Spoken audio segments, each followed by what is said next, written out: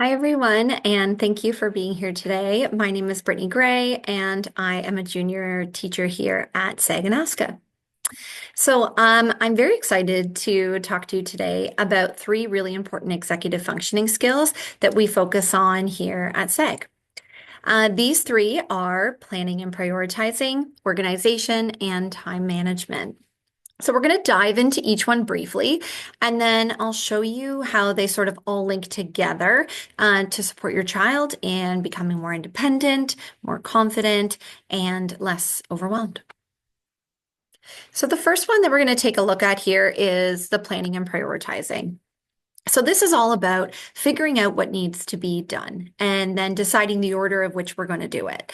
For a student, this could mean breaking down a big homework assignment, deciding what steps come first, and choosing what's most important to tackle. Lori Faith encourages us to make thinking visible. This skill is perfect example of that. We want students to be saying out loud, what is the goal? What is my goal? What steps do I need to take? And which step matters to me most right now? Or maybe matters most to the task that I'm doing. In classrooms and at home, we can support this by helping kids map out their tasks and rank them. So, what is urgent? What can wait? And what's just that nice thing that I want to do that maybe doesn't carry as much weight or importance. Lori Faith often uses visual tools and collaborative discussion so that kids can see how their brain is working and begin to own the process themselves. The second one that we're going to chat about is oh, organization. Bear with me here. Organization is the system that we build to hold and manage all the stuff that is related to our plans. This includes materials like having a tiny backpack or labeled folders, but it also includes a lot of mental organization, keeping track of instructions, ideas, and of course, the most important, our deadlines. Lori Faith's approach to organization makes it feel accessible and personal. It's not about color coding everything perfectly. It's about asking, does this system work for my brain? We know that every one of the children here at SAG have their own complexities and they all work in different ways. And so for them, it's understanding their profile and understanding what executive function skills are their strengths, what are their areas of need, and then how do I tackle that? So, with organization in mind, we're going to teach students to reflect on questions like, where do I keep the things that I need so that I can find them? How do I group similar tasks or similar ideas? What's my system and how is it working? When students see their own thinking, they can tweak and build systems that actually work for them. This is especially powerful when tied to planning and prioritizing because an organizational system that has a good plan is going to stick. And the last one is time management. So let's talk about time because even the best plan we know can fall apart if we don't know how long things are going to take or how well to schedule them. Time management I almost want to say the skill of like estimating, scheduling, pacing. Uh, Kids often struggle with this because for them, time feels invisible. One of Lori Faith's strategies is to make time visible through timers, visual schedules, and chunking work into manageable parts. So again, we're using that self-talk, right? We're encouraging students to ask themselves, how long will this take me? When should I start? So I've received my assignment. When is it due? Looking ahead, how much time do I have to work on it? What other things are also priorities or other plans that I've made that I need to work around or within? And how do I pace myself? And how do I make sure that I'm checking in along the way? Lori often uses routines that guide students to pause and reflect before jumping in. So this helps build metacognition, so the ability to think about your own thinking.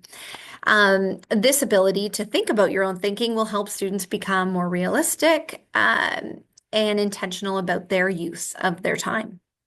So now we've chunked all three of these together, and that is, oh, Pardon me. Let's see if I can get it back here. I am. Here we go. Okay, so here's how they all work together. These skills don't stand alone, which is why we haven't introduced them to you alone. Let's take an example of a student who is assigned a large science project. We're going to start with their planning and prioritizing. So this is going to help them break down the task and decide, what do I need to do first? Then I'm going to apply my organization.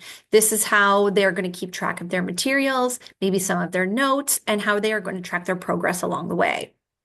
And then lastly, we're implementing that time management. And they're all sort of, you almost have to kind of see them mashed up.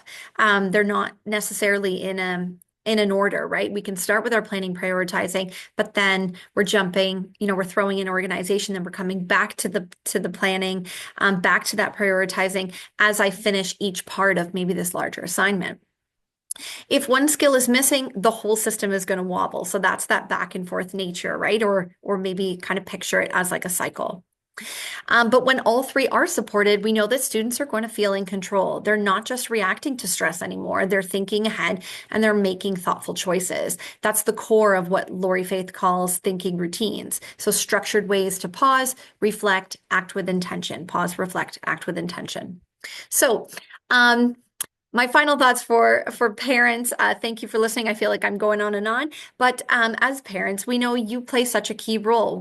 There's only so much we can do at our 1 year here at SAG. But there is so much that you can do to support.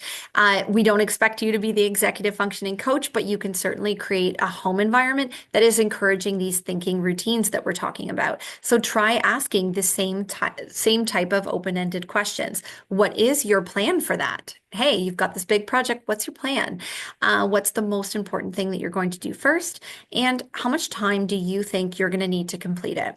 And ultimately, we got to be patient with our kiddos. These skills are, they're big and they take time to develop. And with practice and with the right support, we know that they can become organized. We've already seen so much growth. I'm sure you've seen growth in their organizational skills, their planning, some of their time management.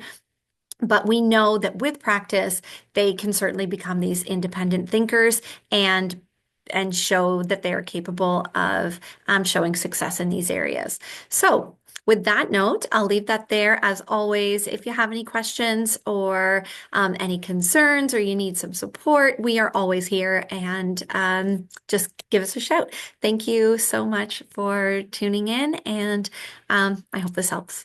Take care.